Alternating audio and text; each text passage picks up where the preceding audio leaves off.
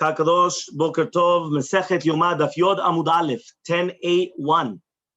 We were just speaking about the entire concept on Daf Tet Amud Beit, where we said that Kiyata Lekamed Rabbi Yochanan, when the story was that when they came in front of Rabbi Yochanan, he said it wasn't the reason why there was Shekhinah in Beit Sheni, right? Inami Sliku Kulu B'mei Ezra. All the Bnei Bavel, they went up during the time of Ezra, but still there was no Shekhinah b'Mikdash Sheni. Why? It was written in a pasuk, Yaft Elohim liyefet v'yishkon be'oleh Shem. What does that mean? Afal gav di Yaft Elohim liyefet, which means even though the Parsiim, the Persians, were Zochet, that they came from Yefet, they were Zochet to build the second Bet HaMikdash, because remember that Koresh, which was the king of Persia, he was the one that gave the permission to start building the Bet HaMikdash until Achashverosh came and he stopped it, but it was Koresh that started it. Nevertheless, Yishkom be'oleh Shem en hashchina shoda ela be'oleh Shem, which is in the first Bet HaMikdash, which was built through Shlomo Melech, which was from the Zera of Shem, from the children of Shem. Okay, that's how they learn it from the pasuk. So says the Gemara, Uparsae menalan de Yefet katu. How do we know that the Persians come from Yefet? It says in the pasuk, Bnei Yefet gomer umagog madav yamav v'tuvav v'meshevet tiras. The fact that when it says in the pasuk the children of Yefet, it's Gomer. What is Gomer? Germania, right? It's Germany. If you have a picture there, you have the picture there. There's a beautiful picture in the right there. You have it. Very good, right? Here you have. I'll just show it to everybody very quickly. You have the picture over here. Yeah. So here you have Germany. Okay. You have all the different things over here. Okay. So it says Germania. So Gomer is Germania, right? Magog. What is Magog? Zu Candia. So according to this picture, Candia, I lost it. Macedonia, Africa, Mitzrayim, Lub, no, I can't see it. You see there where Candia is? Ah. No, because afterwards it says a Madai. Okay, that's in Kimashmao. Because in brackets it says Madai is Macedonia, which you do have Macedonia there, right beside where it says Turkey. Right. You see Turkey? Yeah. Beside Yavan. So that's one, but there's Madai. Madai is on the bottom right. There's Madai. Macedonia is Macedonia. Is like Greece. Around Greece, Turkey area. You have it there on the bottom in the picture there, but that's if you read the brackets of Madai, which is Macedonia. If not, Madai is Kemashmao, and then Yavan is O Macedonia or Kemashmao. So, right, Yavan is Macedonia, which that means Yavan, which is Greece. That's where it's Macedonia over there, but I still don't know where the Candia is. What does it say here? Number 5. Beshem zikinu ad dorot achronim et ha'i amechuna b'yamenu Kretim. It's Crete. Crete. Okay, so Crete. So that's Candia. There it is. It says Kretim. It's in the sea. Look in the sea. You see in the middle of the sea where that's Crete. Yeah, you have it there? Not Kafrisin, Kretim. So that's Kretim is Candia. That's Candia. Okay? Tuval ze bet Unaiki.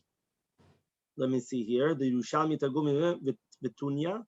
So it says here, Medinat Benetinia, Betzfon Asia Ktana. Yeah, it's Benetinia. You see where it says Russia, or no, not Russia, Asia. Where it says Asia, right on top of it says Betinia or Unaiki. That's what it is. Meshech is Musia. Musia, you have it there where it says Misia. Where are you? Where is it?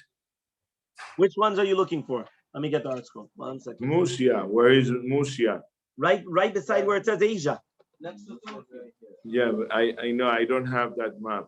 Map. 1 second. Let me just get the map out.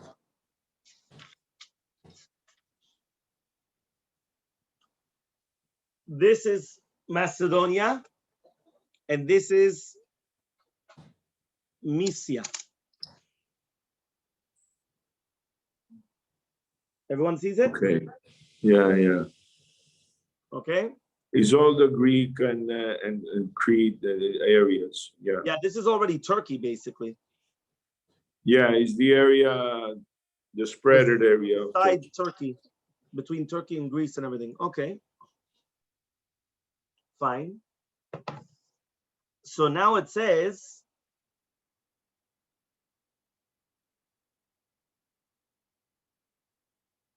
so Tuval Zebetunaika mentions Musia Tiras Pligibar Rabbi Simai Rabbanan.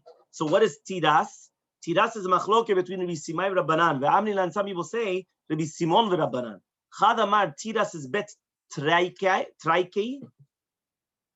which is Turkey, yeah, right. Ve'chadamar, and one of them is Tiras is Peras, which is all the way on the right.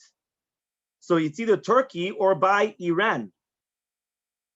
If you hold that it's Paras and Madai and everything is by Iran, right? Because Madai is by a little bit is already by Bavel, which is Babylonia. Further up is Ashur. There you have Damascus, you have Iraq. So you have Iraq, Iran. So it's more. So Paras is more in Iran, and Madai is more in Iraq of today.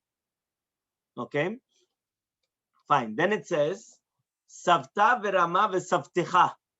Tana Rav Yosef taught, right? When it says Savta or Savtecha, so he comes and he says, Saksetin Gavaita, Saksestin Baraita.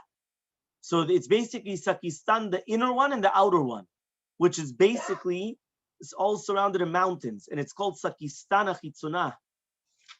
Where is it, Sakistan? Where is this? So it says, Ben Lechada Lechada, there's 100 parsaot. Vekefa is thousands of parsaot. It doesn't actually say. It says here, we don't know. Rashi says, we're not sure exactly where this is. So basically, obviously, there was a very interesting area, but we just don't know where it is. Okay? Next, so this is talking about Nimrod. When Nimrod Rasha, when he came and he was at the beginning, he had his malchut in Bavel. And he also had Erech, Akkad, Vekalneh. So he says, Bavel kemashmaya. Bavel is Bavel. Erech is Orichut.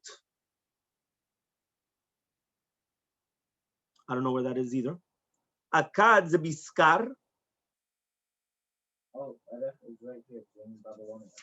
You have it there? You see it? It's in, like, if you go to the top left, go to the top right, and then it says Erech on the bottom. Next to Ur. The very bottom. In the small little tiny picture. Yeah. Yes, very good. Chazak u'baruch. He just showed it to us. Look in the small picture. Here, let me show you, or you know what, I'm going to show it to you here. In the small picture here, this picture. Here you have Erech. One of these two small ones. I can't see it because I'm showing it to you, but one of these two small ones is Erech. Okay? So this is this.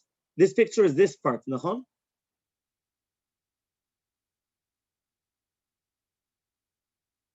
Okay. Euphrates River, yeah, Babylon. Yeah. That's what it is. So this area here, right, this picture which is shaded is this picture. So Erech is in Babylonia. So that's what it is. That's what it says here, that the beginning was in Babylonia. Okay? So one more time. So it says, Erech Zorichut, Akkad is Baskar.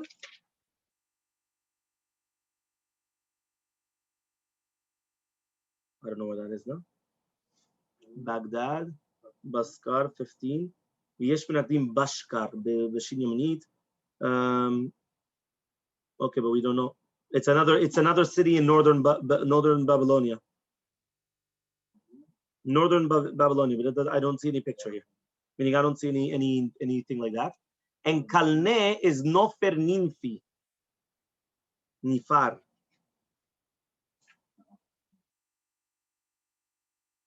Nippur in the mapa. There it is. There's Nippur in the mapa. Right on top of Erech, you have Nippur. So that was the last one that we just did. Nippur is the Kalneh. From that land came out Ashur, which is Assyria. Tani Rav Yosef, Ashur is the Silak. What's Silak now? We have Ashur in our picture. What's Silak? Rashi, it was the name of a human being. Yeah, no, you have it there. It says Ashur. Right on top of Bavel, On the top left of Bavel, it says Ashur. You don't see it? It says Selekya. Yeah. It's the same small picture. It's Selekya. Let me see. Assyria. Here it is. This is Ashur.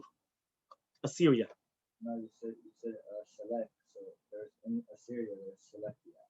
Selekya? Yeah. The very top picture. You see the little picture on the top that zooms in on the other one. Right next to Arab. Two on top of Arab. Selekya.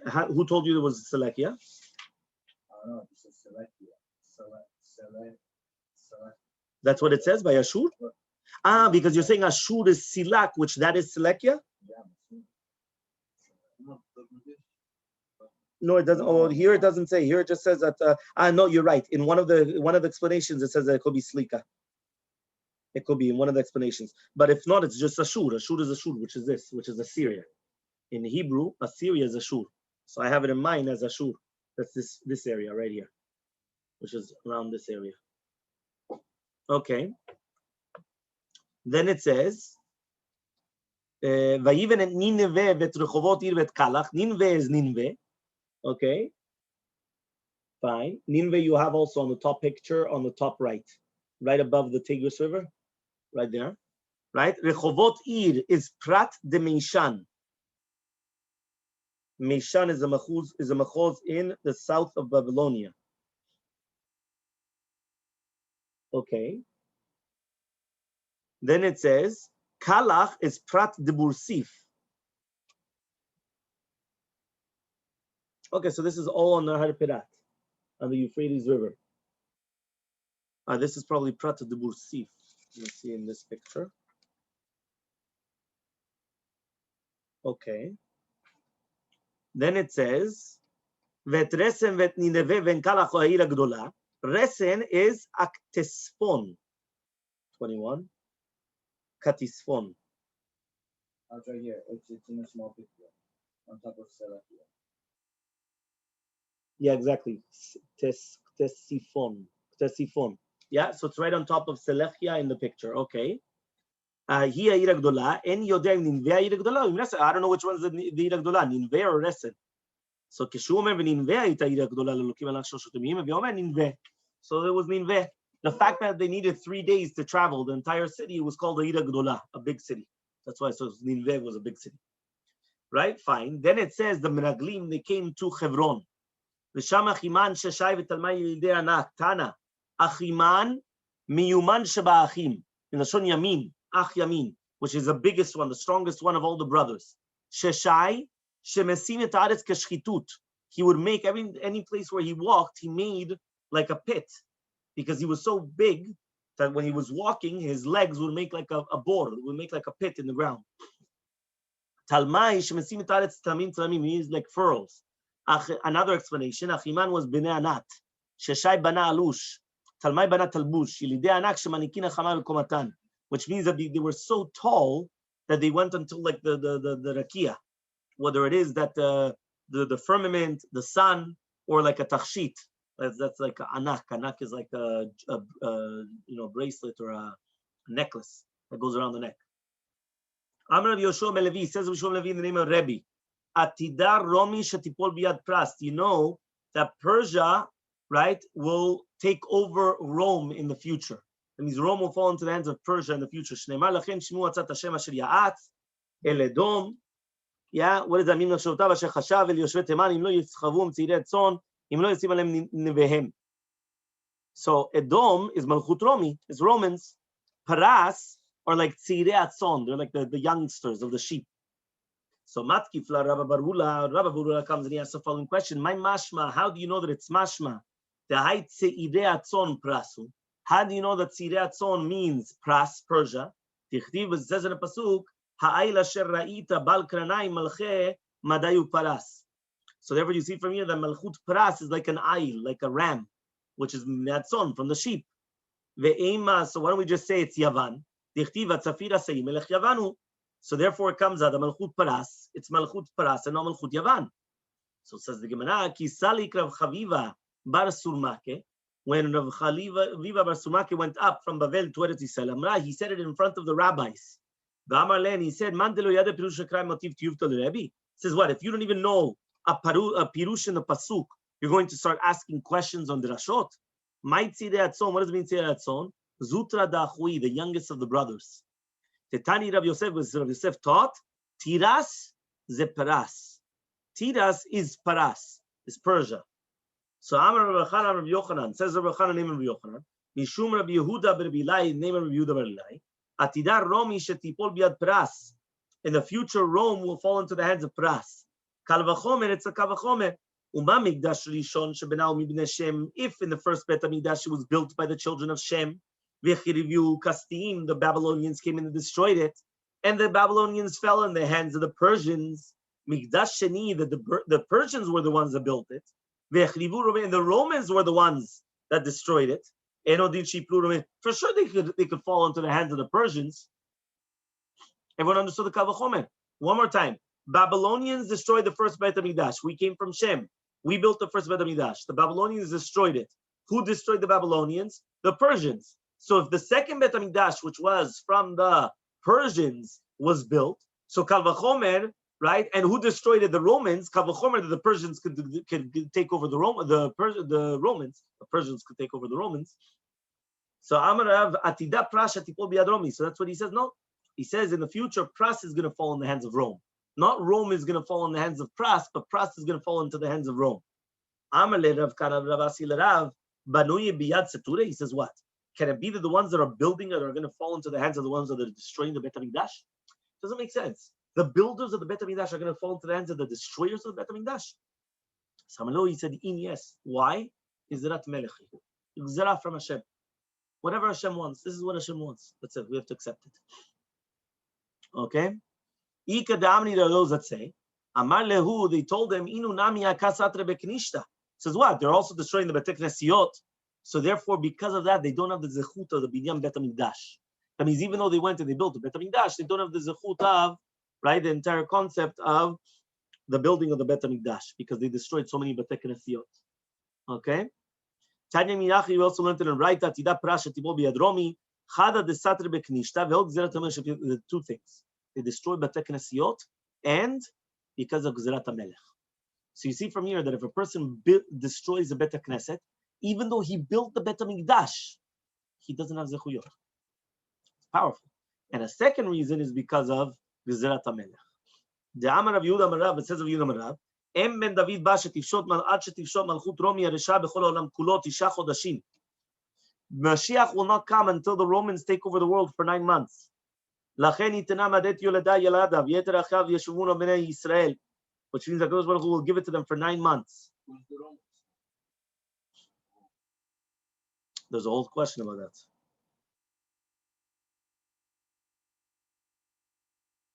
Tza'ar Leida doesn't explain exactly. Okay, we're gonna have to see. So now it says, Tanu Rabbanan, we learned in the Braita, Kol ha'leshachot shayu b'mikdash lo yeh lahem mezuzah. Do you know that all the different chambers in the Bet HaMikdash did not have a mezuzah in the door? Okay, but nobody was going to live there, except for Lishkat Paredrim. Lishkat Paredrim did have, remember, the Kohen Gadol used to sleep there. Shayaba Bet Dira, the Kohen Gadol, they had a house for the Kohen Gadol. Right? No, his wife, no, he separated him from the wife. But it says that before that they designated him a wife, but she wasn't with him. No, she wasn't with him. Because that was one of the reasons of the Gemara, just in case that he would live with her, and then if she would be Tumah. So he was separated from his wife. From the first one, from the second one? Also, the second wife never even went in. It was just an emergency. It was just like an emergency, just in case. So now he has another wife. There was a wife at night. Yeah. It was not, they never saw. Actually, if you look in this week's bulletin, we're going to speak about the second wife. That you need a zechut to be even a second wife. Because you know what it is? To call her the wife of a Kohen Gadol. And she never actually married him. Yeah, but okay. Amar Rabbi Yehuda, says Rabbi Yehuda, what are you talking about? There's a lot of them that they had sleeping quarters and they didn't have a mezuzah. No, you're right. Right? Because you remember they used to sleep in the Bet HaMoked, right? The regular Kohanim. Okay, but he said, no, Lishka Paredrin was a Gzerah. Right? It was a special Gzerah. Fine. My Ta'amad Rabbi Yehuda, what's the reasoning of Rabbi Yehuda? So he comes and he says, Amar Rabba says, Katsavar, as he holds, Rabbi Yehuda, Kol Bayit, Sheno Asui, Limot Rechamam, Limot Geshamim, Meno Bayit. Any house which is not done for the full year round is not considered a house. So that's why it's not obligated a mezuzah. Okay? Therefore, Lishkala Paradrin was only one week a year. So that's therefore Peturami Ikaradin from the mezuzah. Okay? Fine. Okay, here it says that also, that the other places were only for night times, which is Et Shmirah. There's a big machloket.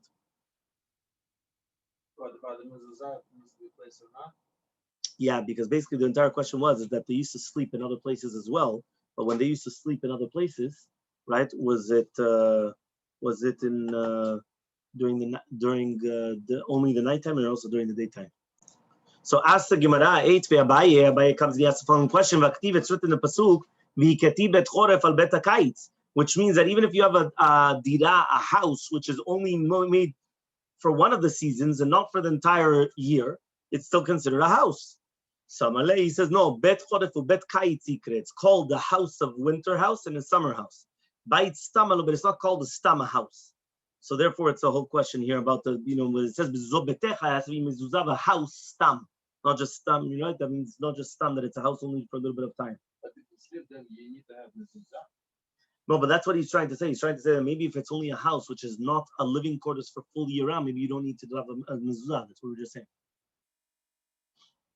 Yeah, so we're going to continue asking on that. 8 Abaye comes and he asks, Sukkah Chag bechag. Says, what about Sukkah of the Chag on the Chag Sukkot? Rabbi Yehuda mechayev. Rabbi Yehuda says you're going to be chayav on Trumot Maasrot, and Chachamim say you're going to be patur. Betanya, so we learned Rabbi Yehuda mechayev beruv mezuzah maaser. So you see from here, it's going to be chayav mezuzah.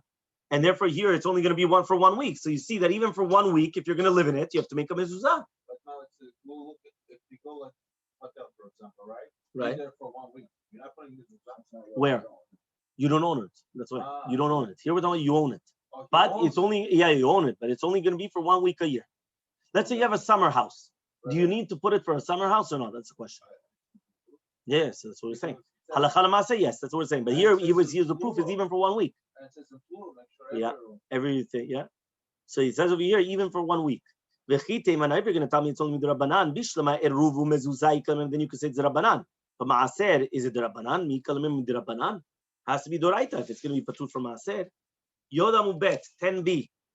So says the Gemara, Din ma'ati lafrushe mina chiyuv. Maybe you're going to come to separate from the obligated of Ptura, chiyuv. Something which is obligated Maaser on something which is exempt from Maaser, and something which is exempt on Maaser for something which is obligated Maaser.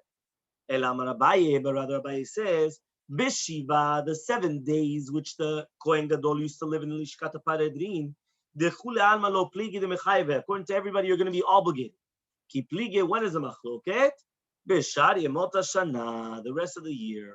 Rabbanan Savre, the rabbis hold Gazrinan Shar Yemot Hashana to Shiva. That we're going to just a second, Rabbi. I didn't understand. The Rabbanan Kule lo plige, the mechayve. That means basically this. According to this, we're trying to say that for sure, a bet dira, which is a house, which is even going to be for 7 days, is still chayav mina Torah and a mezuzah, just like a chag, just like the sukkah and a chag. If you make a sukkah and a chag, right, and you're going to live there for 7 days, you're not living there more than 7 days, still chayav according to Rabbi Yehuda and a mezuzah. So he says, so when is the rabbis arguing on Rabbi Yehuda? On the rest of the year.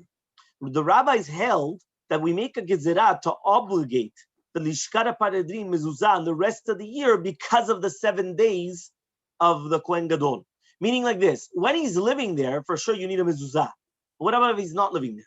Can I take off the mezuzah? No. So he's saying, the rabbi said, we make a gezerah. The fact that for 7 days he mamash lives there, so you need a mezuzah all year because of that. But according to Shtat Rabbi Yehuda, we don't make such a gezerah, which means that only when he's there, it's chayav, right? But it was for another reason that it was going to be there. So way everyone should see that it looks like a house, but really Be'emet, it's not because Be'emet was obligated to mezuzah all year round, only when he was living there, according to Shtat Rabbi Yehuda. Okay? But the sukkah, why we don't follow that? That was obviously we don't hold of that, but that was Rabbi Yehuda on the previous stuff. At the end of the previous stuff, we just said maybe because it's a makom kavua. Well, that obviously is Rabbi Yehuda l'shitato, that he says that you need dirat keva bainan. That's shitat Rabbi Yehuda. He's going to shitato. Yeah, that you need dirat keva bainan. That's what it says. Chachamim say that you're going to be patur because it's not dirat keva, it's dirat arai. But according to Rabbi Yehuda, he says that you need dirat keva. Okay? So therefore, But according to Chachamim agree to have a mezuzah, not on the sukkah, but on the... Yes, but that's a machloke between the Chachamim and Rabbi Yehuda. According to the Chachamim, the second that you live there for 7 days, you're obligated mezuzah all year round. According to Rabbi Yehuda, you're only obligated mezuzah when you live there. So that's for 7 days. So the rest of the year, why does it have a mezuzah? So he says it's a gezerah, right? That's what he says here. Rabbi Yehuda savar lo gazrina. We do not make a gezerah to obligate a mezuzah the rest of the year because of that week.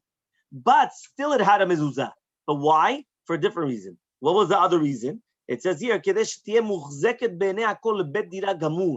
that way people would understand that it's mamash, it's a house. That he's in jail.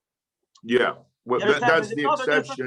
They locked him up. Look, they took him from his house and they locked him up. What are they doing with the Kohen Gadol? You understand? That's what people would say. So because of that, it had a mezuzah. It looked like a house. That was the reason, according to Rabbi Yehuda, why it had a mezuzah. Okay? One more time? Because the public exactly. We don't want the public to start saying that they put the Kohen Gadol in jail. Think about it. They're walking him out of his house and they take him to some little tiny room. What's going on here? It looks like it looks like they come out, they start teaching him. It's exactly. It doesn't look like yeah. So Amale Rava comes and he tells Abaye, "V'hasukat hachag bechag katani." So what about sukat hachag bechag? Oh, okay. So answers the Gemara, Elama Rava b'shari motoshara kulam alo pligi de ptura. He says, no, you're right. According to everybody, the rest of the year it does not need a mezuzah. So when is the machloket? During those 7 days or not? Sukkah ta'ama lechud v'lishka ta'ama lechud. Sukkah, it's a reason because it has nothing to do with lishkat paredrin. And the same thing is to do with the lishka, has nothing to do with the sukkah. Now we're going to explain. What does that mean? Sukkah ta'ama lechud, Rabbi Yehuda le'ta'ameh, is what I just explained to you before. Right? Rabbi Yehuda goes according to his own reasoning. But he says sukkah dirat keva baina. You need the sukkah to be dirat keva. So if the sukkah has to be dirat keva, you need a mezuzah. It's a dirat keva. The Rabbanan go according to their reasoning. They say no, that you need dirat arai, not dirat keva. So you don't need a mezuzah. What about the lishka? What about the chamber, the bet hamikdash? Lishka tama lechud. Rabbanan, the rabbis held dira bal korcha. That the fact that the Kohen Gadol had to be there against his will, right? Shma dira, but it's still considered a dira.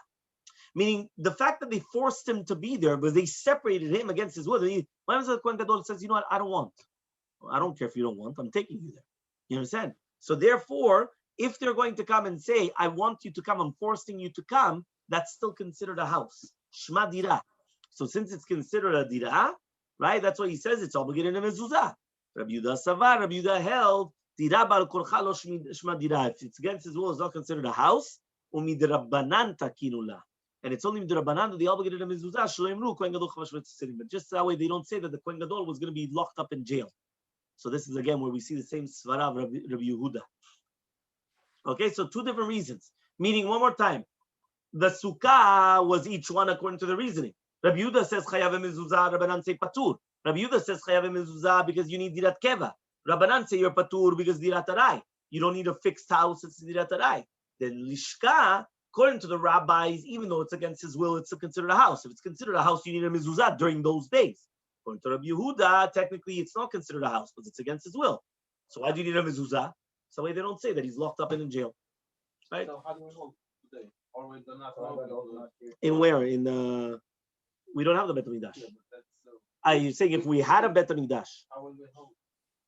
No, according to everybody, remember we do have a mezuzah, but the question is why? That's only machloket.